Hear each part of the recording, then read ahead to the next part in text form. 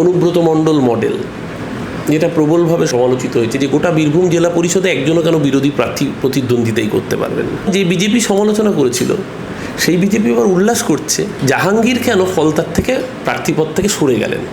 তো সেদিনকে যে বিজেপির প্রার্থীরা তারা সেদিন প্রার্থীপদ থেকে সরে গেছিলেন, সেটা যদি খারাপ হয়ে থাকে, তাহলে আজকে জাহাঙ্গীর যদি প্রার্থীপদ থেকে সরে যায়, কোন প্যারামিটারে সেটা ভালো হয়ে যায়? তৃণমূলের আমলে খারাপ হয়েছিল বলে তো আপনাদের নিচ্ছে, তাহলে আপনাদের আমল পার্থক্য হচ্ছে না কেন? কলকাতার মানুষ কিন্তু খুব পলিটিক্যালি সেন্সিটিভ। কলকাতার মানুষ কিন্তু তৃণমূলের বিরুদ্ধে অপছন্দের জন্যই তৃণমূলের বিরুদ্ধে ভোট দিয়েছে। যেই মানুষ সিপিএমকে পছন্দ করেনি বলেই সিঙ্গুর নন্দীগ্রামের পরে পাশা উল্টে দিয়েছে। যদি প্রথম দিন থেকে এই জিনিস হয়, বিশেষ করে ধরুন কলকাতা না শুধু রাজনীতির শহর নয়, শুধু কালচারাল ক্যাপিটাল নয়, কলকাতা একটা সংবেদনশীলতার নাম।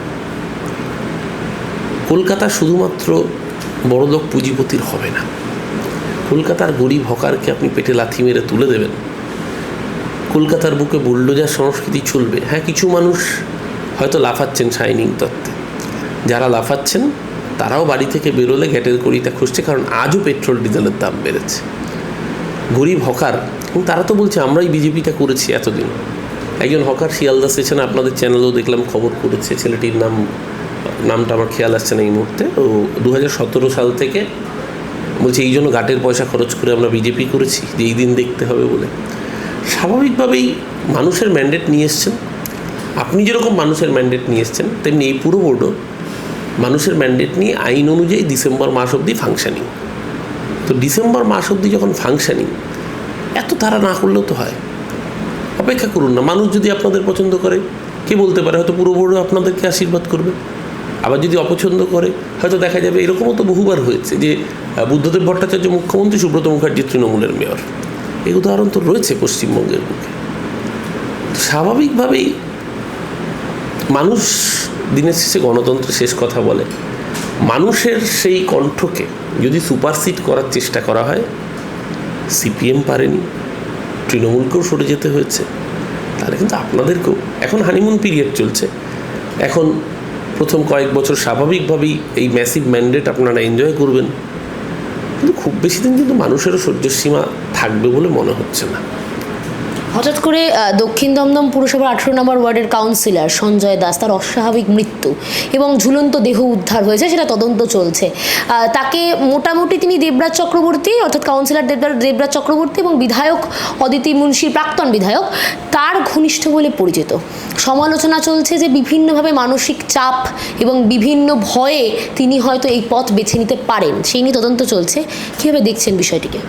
দেখুন, এটা বিজেপির নেতারা বলেছিলেন, বিশেষ করে অমিত শাহর মতো স্বরাষ্ট্রমন্ত্রী, তিনি পর্যন্ত এই অর্জুন চৌরাশিয়া বলে বিজেপির একজন কর্মী কাশীপুর বেলগাছিয়ায় যখন আত্মহত্যা করেছিলেন, তখন বলেছেন তৃণমূল মেরে ঝুলিয়ে দিয়েছে, এবং ওর পোস্টমর্টেম যেন সরকারি হাসপাতালে, মানে তৎকালীন রাজ্য সরকারি হাসপাতালে না হয়ে কেন্দ্রের সরকারি হাসপাতালে হয়, অর্থাৎ আলিপুরের কমান্ড হাসপাতালে হয়।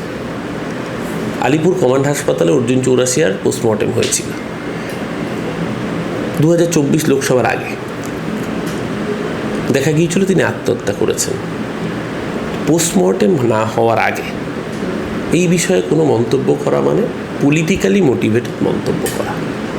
পোস্টমর্টেম হোক, মৃত্যুর প্রকৃত কারণ জানা যাক, নিশ্চিতভাবে পলিটিক্যাল মন্তব্য তারপরে দেবো, কিন্তু এটা ঘটনা যেভাবে প্রেশার ক্রিয়েট করা হচ্ছে বিভিন্ন স্তরে। দেখুন, তৃণমূল কংগ্রেসের প্রতিনিধি মানেই তাকে টার্গেট করা হচ্ছে, এবং এটা তো অ্যাক্রস দ্য স্টেট চলছে। নৈহাটি পুরসভার চেয়ারপারসন ছিলেন অশোক চ্যাটার্জি, এখন প্রায় 75 বছর বয়স্ক বৃদ্ধ মানুষ, সারা জীবন নিষ্ঠার সাথে পুজো করেছেন, এবং বড়মার মন্দিরের, মানে যদি আজকে বড়মার এই যে রাজ্যব্যাপী এই প্রচার, এত প্রচার বা বড়মার মন্দির জাগ্রত, কিন্তু অশোক চ্যাটার্জি যেভাবে নিষ্ঠার সাথে সেই কাজটা করে এসছেন, সেই মানুষকে কার্যত নির্বাচন পরবর্তীকালে বাধ্য হতে হলো পুরসভার গিয়ে পদত্যাগ করতে।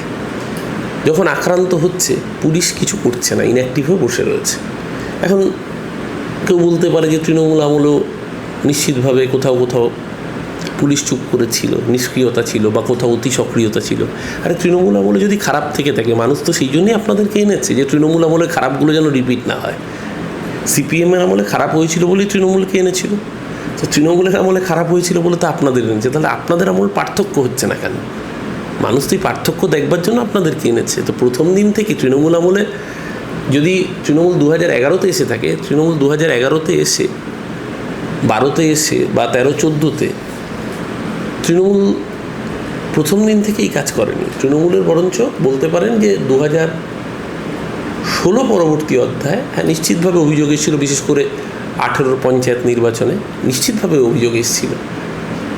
কিন্তু তৃণমূল প্রথম দিন এসেই, আমরা যখন প্রথম এসেছি তখনও প্রচুর জেলা পরিষদ বিরোধীদের ছিল, মুর্শিদাবাদ, মালদা, জলপাইগুড়ি বিরোধীদের ছিল। প্রথম দিন এসেই তো তৃণমূল ভাঙিয়ে নেয়নি, নিশ্চিতভাবে অভিযোগ উঠেছে পরবর্তীকালে, কিন্তু এসেই যে পরের দিন থেকে এই অভিযোগ কিন্তু তৃণমূলের সময়ও ওঠেনি, পরের দিন থেকেই ভাঙিয়ে দেওয়ার পরবর্তীকালে উঠেছে। যেরকমভাবে ওই অনুব্রত মণ্ডল মডেল, যেটা প্রবলভাবে সমালোচিত হয়েছে, যে গোটা বীরভূম জেলা পরিষদে একজনও কেন বিরোধী প্রার্থী প্রতিদ্বন্দ্বিতাই করতে পারবেন না। মুশকিল হচ্ছে সেই সময় যে বিজেপি সমালোচনা করেছিল, সেই বিজেপি আবার উল্লাস করছে যে জাহাঙ্গীর কেন ফলতার থেকে প্রার্থীপদ থেকে সরে গেলেন।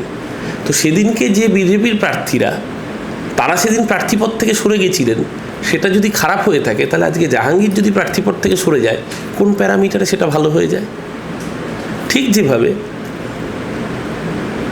যে বিকাশ রঞ্জন ভট্টাচার্য এতদিন সিপিএমের কাছে ভালো ছিল, সেই বিকাশ রঞ্জন ভট্টাচার্য কী করে কালো হয়ে যায়? এই বিকাশ রঞ্জন ভট্টাচার্য তো এর আগে অর্জুন সিংয়ের হয়ে মামলা লড়েছেন। যে সিপিএম সমর্থকরা বিকাশ রঞ্জন ভট্টাচার্যকে আজ গালি দিচ্ছেন, আমি যদি তর্কের খাতিরে ধরিও নিয়ে, যেহেতু তাদের গালি মানে ভাবে নয়, মানে কটূক্তি করছেন, আমি যদি ধরেও নিই যে তাদের ব্যঙ্গ শ্লেষ বিকাশ রঞ্জন ভট্টাচার্যের প্রতি যথার্থ, যে তিনি একজন বিরোধী মতাদর্শের রাজনৈতিক শিবিরের ব্যক্তি, যার বিরুদ্ধে হয়তো অভিযোগ রয়েছে, তার হয়ে কেন মামলা লড়বেন? তাহলে আপনাদের এই ন্যায় নীতিবোধ কোথায় ছিল যখন অর্জুন সিংয়ের হয়ে বিকাশ ভট্টাচার্য মামলা লড়েছিলেন? অর্জুন সিং কি ধর্মপুত্তুন নাকি? অর্জুন সিং কি ধোয়া তুলসী পাতা? না অর্জুন সিং তখন লেনিনের পরবর্তী বংশধরদের মধ্যে কেউ ছিলেন? কেউই তো ছিলেন না অর্জুন সিং। অর্জুন সিংয়ের হয়ে মামলা লড়ার দিনই সেদিনকে মুখটা খোলা উচিত ছিল। যদি সেদিনকে মুখ খুলতেন, তাহলে আজকে মুখ খোলাটা জাস্টিফাইড হতো। সেদিনকে চুপ ছিলেন কারণ তৃণমূলকে টাইট দিতে হবে। আজকে যেহেতু তৃণমূলের নেতা দেবরাজ চক্রবর্তী তার হয়ে মামলাটা লড়েছেন, তার জন্য তিনি খারাপ হয়ে যাচ্ছেন, তো এইটা তো প্যারামিটার হতে পারে না। লড়াই তো সিপিএম যারা করে, বামপন্থীরা, তিনি আমাকে গালিগালাজ করবেন, হাউয়ের অধিকাংশ দর্শক বামপন্থী দর্শক, প্রচুর তলায় গালিগালাজ করবে। সেই গালিগালাজগুলোকে স্বাগত জানিয়েই বলছি, স্যার আপনাদের লড়াইটা তো শ্রেণীর ভিত্তিতে হওয়ার কথা। শ্রেণীর ভিত্তিতে লড়াইয়ের বদলে তৃণমূলের ভিত্তিতে লড়াই দেখেছেন, ওই জন্যই অর্জুন সিংয়ের বেলা চুপ ছিলেন।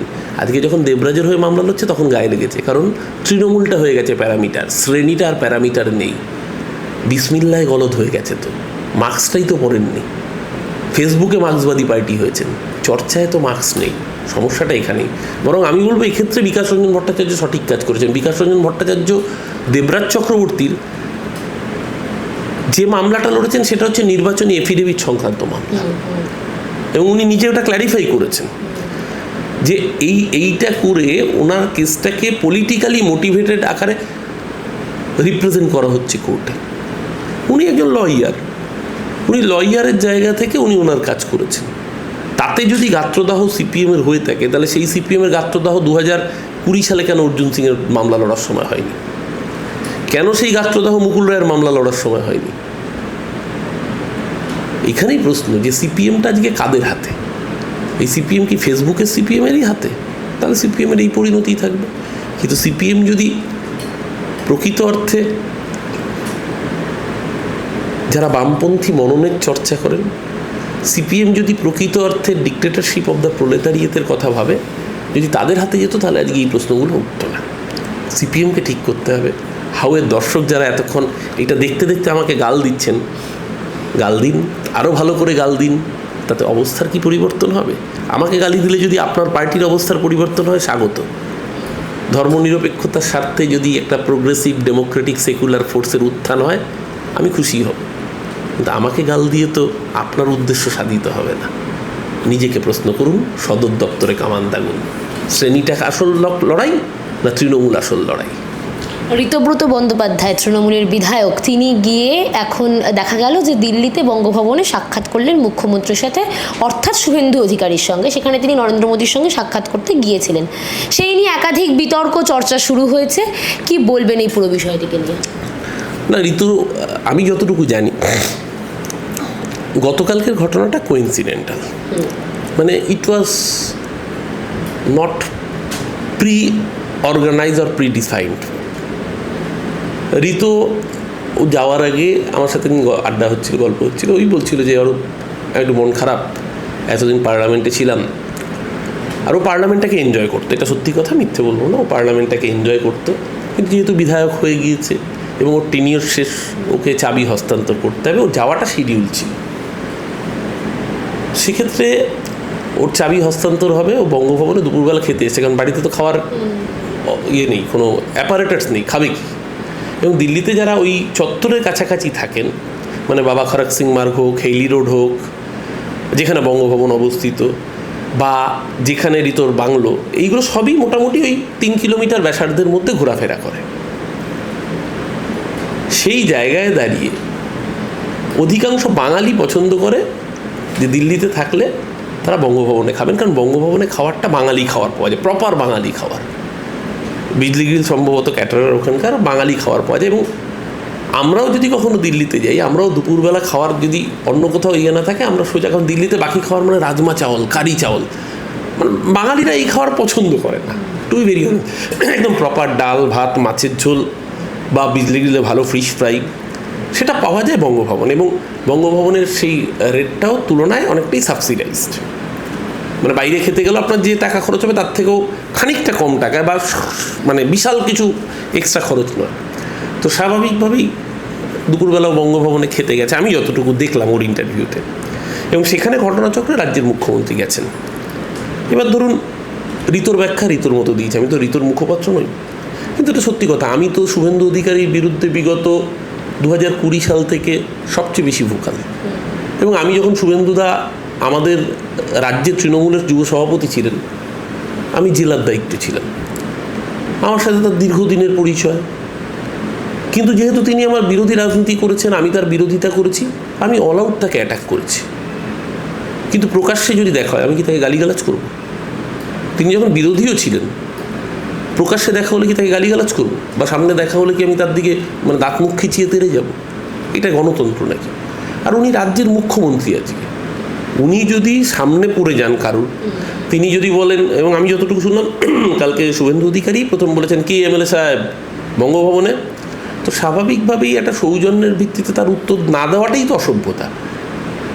ইনফ্যাক্ট ধরুন আজকে গিয়ে টালিগঞ্জে যেখানে বসে আপনারা ইন্টারভিউ নিচ্ছেন, এখানে সিপিএমের প্রার্থী পার্থপ্রতিম বিশ্বাস, পার্থবাবু থাকেনও ঘটনাচক্রে আমার বাড়ির থেকে কার্যত ঢিলছোড়া দূরত্বে।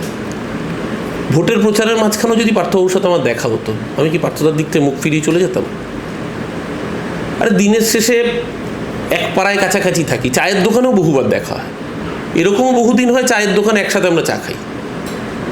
আজকে ধরুন পাপিয়া অধিকারী এখান থেকে টালিগঞ্জের বিধায়ক নির্বাচিত হয়েছে, আজকে যদি উনি বিধায়ক হিসেবে কোনো অ্যাডমিনিস্ট্রেটিভ মিটিং ডাকেন, আমাকে যেতে হবে, কারণ তার চেয়ারটাকে আমাকে সম্মান করতে হবে। আমি পাপিয়া অধিকারী রাজনীতির বিরোধিতা করব, কিন্তু তিনি যদি বিইং এমএলএ কোনো মিটিং ডাকেন সরকারি স্তরে, রাজনৈতিক মিটিং, তাহলে আমাকে সেই মিটিংয়ে যেতে হবে, কারণ আমি এখনও জনপ্রতিনিধি। সেই জায়গায় দাঁড়িয়ে ঋতুর সঙ্গে যেটা ঘটেছে, এটা 40 সেকেন্ডের একটা ভিডিও। 40 সেকেন্ডের ভিডিও যদি দলবদল হয়ে যায়, তাহলে আমার মনে হয় আর ওই নতুন করে ম্যাজিশিয়ান শো করার দরকার নেই। এর ব্যাখ্যা ঋতব্রত ইতিমধ্যেই দিয়েছে, কিন্তু আমি মনে করি ঋতু যেটা করেছে একদম সঠিক কাজ করেছে, বা শুভেন্দু অধিকারীও যেটা করেছেন সেটাও সঠিক কাজ করেছেন। গণতন্ত্র বিরোধীকেও সম্মান দিতে হয়। আমি এক্ষেত্রে অন্তত মুখ্যমন্ত্রীকে অবশ্যই ধন্যবাদ দেবো যে উনি বিরোধী বিধায়ক হিসেবেও সম্মান দিয়ে কথা বলেছেন।